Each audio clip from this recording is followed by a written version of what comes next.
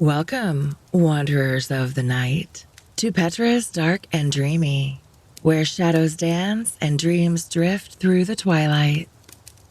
I'm Petra, your guide through this realm where the boundaries of reality blur and the mystical becomes tangible. Tonight, we plunge into the depths of the unknown, exploring stories that shimmer in the darkness and ideas that echo through the silence. So, find a cozy nook, let the world outside fade away, and prepare to embark on a journey where the night is always young and the dreams are endlessly alluring. Are you ready to embrace the dark and the dreamy? Then let's begin.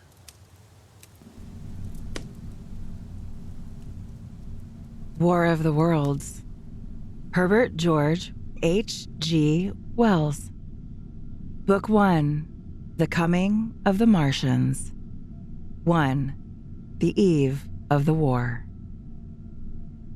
No one would have believed in the last years of the 19th century that human affairs were being watched keenly and closely by intelligences greater than a man's and yet as mortal as his own. That, as men busied themselves about their affairs, they were scrutinized and studied, perhaps almost as narrowly as a man with a microscope might scrutinize the transient creatures that swarm and multiply in a drop of water. With infinite complacency, men went to and fro over this globe about their little affairs, serene in their assurance of their empire over matter. It is possible that the infusoria under the microscope do the same. No one gave a thought to the older worlds of space as sources of human danger, or thought of them only to dismiss the idea of life upon them as impossible or improbable. It is curious to recall some of the mental habits of those departed days. At most, terrestrial men fancied there might be other men upon Mars, perhaps inferior to themselves and ready to welcome a missionary enterprise.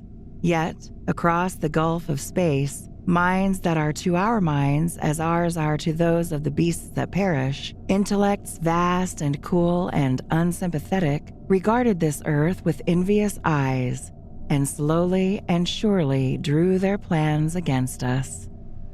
And early in the 20th century came the Great Disillusionment. The planet Mars, I scarcely need to remind the reader, revolves about the sun at a mean distance of 140 million miles, and the light and heat it receives from the sun is barely half of that received by this world.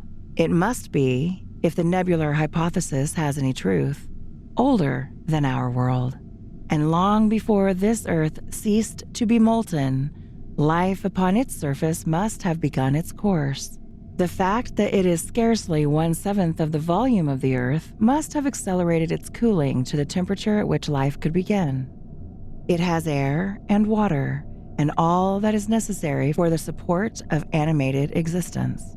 Yet, so vain is man and so blinded by his vanity that no writer up to the very end of the 19th century expressed any idea that intelligent life might have developed there far, or indeed at all, beyond its earthly level. Nor was it generally understood that since Mars is older than our Earth, with scarcely a quarter of the superficial area, and remoter from the sun, it necessarily follows that it is not only more distant from life's beginning, but nearer its end. The secular cooling that must someday overtake our planet has already gone far indeed with our neighbor. Its physical condition is still largely a mystery, but we know now that even in its equatorial region, the midday temperature barely approaches that of our coldest winter. Its air is much more attenuated than ours. Its oceans have shrunk until they cover but 1/3 of its surface, and as its slow seasons change, huge snowcaps gather and melt about either pole, and periodically inundate its temperate zones. That last stage of exhaustion, which to us is still incredibly remote, has become a present-day problem for the inhabitants of Mars. The immediate pressure of necessity has brightened their intellects, enlarged their powers, and hardened their hearts. And looking across space, with instruments and intelligences such as we have scarcely dreamt of. They see, at its nearest distance, only 35 million of miles sunward of them, a morning star of hope, our own warmer planet, green with vegetation and gray with water, with a cloudy atmosphere eloquent of fertility, with glimpses through its drifting cloud wisps of broad stretches of populous country and narrow, navy-crowded seas. And we men, the creatures who inhabit this earth, must be to them at least as alien and lowly as are the monkeys and lemurs to us. The intellectual side of man already admits that life is an incessant struggle for existence, and it would seem that this, too, is the belief of the minds upon Mars. Their world is far gone in its cooling, and this world is still crowded with life, but crowded only with what they regard as inferior animals. To carry warfare sunward is indeed their only escape from the destruction that generation after generation creeps upon them. And before we judge of them too harshly, we must remember what ruthless and utter destruction our own species has wrought, not only upon animals, such as the vanished bison and the dodo, but upon its own inferior races. The Tasmanians were entirely swept out of existence in a war of extermination waged by European immigrants in the space of 50 years. Are we such apostles of mercy as to complain if the Martians warred in the same spirit? Their mathematical learning is evidently far in excess of ours, and to have carried out their preparations with a well-nigh perfect unanimity. It is odd, by the by, that for countless centuries Mars has been the star of war. Had our instruments permitted it, we might have seen the gathering trouble far back in the 19th century. Men like Schiaparelli watched the red planet, but failed to interpret the fluctuating appearances of the markings they mapped so well. All that time, the Martians must have been getting ready. During the opposition of 1894, a great light was seen on the illuminated part of the disk, first at the Lick Observatory, then by Perrotin of Nice, and then by other observers. English readers heard of it first in the issue of Nature dated August 2nd.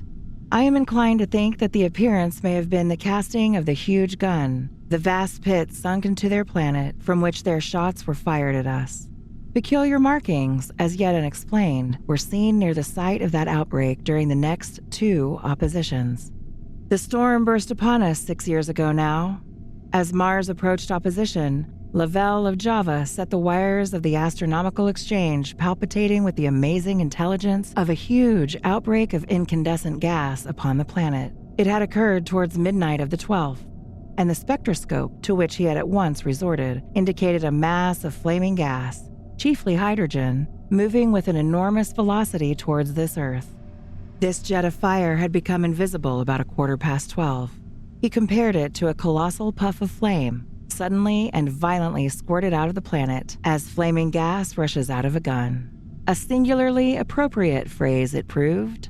Yet the next day there was nothing of this in the papers, except a little note in the Daily Telegraph, and the world went in ignorance of one of the gravest dangers that ever threatened the human race. I might not have heard the eruption at all had I not met Ogilvy, the well-known astronomer, at Ottershaw. He was immensely excited at the news, and in the excess of his feelings, invited me up to take a turn with him that night in a scrutiny of the red planet. In spite of all that has happened since, I still remember that vigil very distinctly.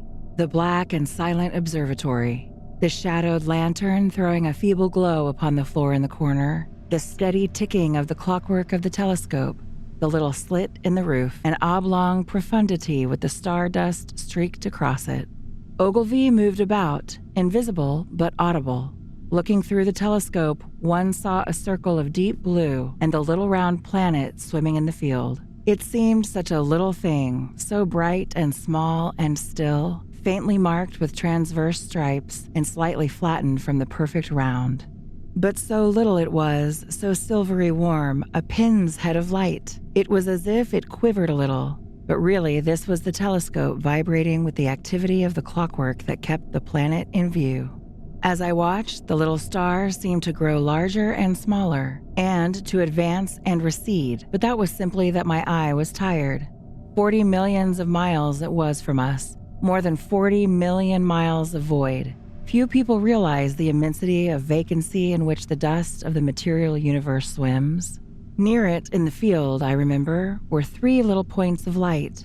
3 telescopic stars infinitely remote, and all around it was the unfathomable darkness of empty space. You know how that blackness looks on a frosty starlight night. In a telescope, it seems far profounder and invisible to me because it was so remote and small, flying swiftly and steadily towards me across that incredible distance, drawing nearer every minute by so many thousands of miles, came the thing they were sending us. The thing that was to bring so much struggle and calamity and death to the earth. I never dreamt of it then as I watched. No one on Earth dreamt of that unerring missile. That night, too, there was another jetting out of gas from the distant planet. I saw it. A reddish flash at the edge, the slightest projection of the outline, just as the chronometer struck midnight, and at that I told Ogilvy, and he took my place. The night was warm and I was thirsty, and I went, stretching my legs clumsily and feeling my way in the darkness to the little table where the siphon stood, while Ogilvy exclaimed at the streamer of gas that came out towards us. That night, another invisible missile started on its way to the Earth from Mars, just a second or so under 24 hours after the first one. I remember how I sat on the table there in the blackness, with patches of green and crimson swimming before my eyes. I wished I had a light to smoke by, little suspecting the meaning of the minute gleam I had seen, and all that it would presently bring me. Ogilvy watched till 1, and then gave it up, and we lit the lantern and walked over to his house. Down below in the darkness were Ottershaw and Chertsey, and all their hundreds of people sleeping in peace. He was full of speculation that night about the condition of Mars and scoffed at the vulgar idea of its having inhabitants who were signaling us. His idea was that meteorites might be falling in a heavy shower upon the planet, or that a huge volcanic explosion was in progress. He pointed out to me how unlikely it was that organic evolution had taken the same direction in the 2 adjacent planets. The chances against anything manlike on Mars are 1,000,000 to 1, he said. Hundreds of observers saw the flame that night and the night after, about midnight, and again the night after. And so, for 10 nights, a flame each night. Why the shot ceased after the 10th, no one on Earth has attempted to explain. It may be the gases of the firing caused the Martians inconvenience. Dense clouds of smoke or dust, visible through a powerful telescope on Earth as little gray, fluctuating patches, spread through the clearness of the planet's atmosphere and obscured its more familiar features. Even the daily papers woke up to the disturbances at last, and popular notes appeared here, there, and everywhere concerning the volcanoes upon Mars. The serio-comic periodical Punch, I remember, made a happy use of it in the political cartoon. And, all unsuspected, those missiles the Martians had fired at us drew earthward, rushing now at a pace of many miles a second through the empty gulf of space, hour by hour and day by day, nearer and nearer. It seems to me now almost incredibly wonderful that, with that swift fate hanging over us, men could go about their petty concerns as they did. I remember how jubilant Markham was at securing a new photograph of the planet for the illustrated paper he edited in those days. People in these latter times scarcely realize the abundance and enterprise of our 19th century papers. For my own part, I was much occupied in learning to ride the bicycle and busy upon a series of papers discussing the probable developments of moral ideas as civilization progressed. One night, the first missile then could scarcely have been 10 million miles away, I went for a walk with my wife. It was starlight, and I explained the signs of the zodiac to her and pointed out Mars, a bright dot of light creeping zenithward, towards which so many telescopes were pointed. It was a warm night. Coming home, a party of excursionists from Chertsey or Isleworth passed us, singing and playing music. There were lights in the upper windows of the houses as the people went to bed. From the railway station in the distance came the sound of shunting trains, ringing and rumbling, softened almost into melody by the distance. My wife pointed out to me the brightness of the red, green, and yellow signal lights hanging in a framework against the sky. It seemed so safe and tranquil.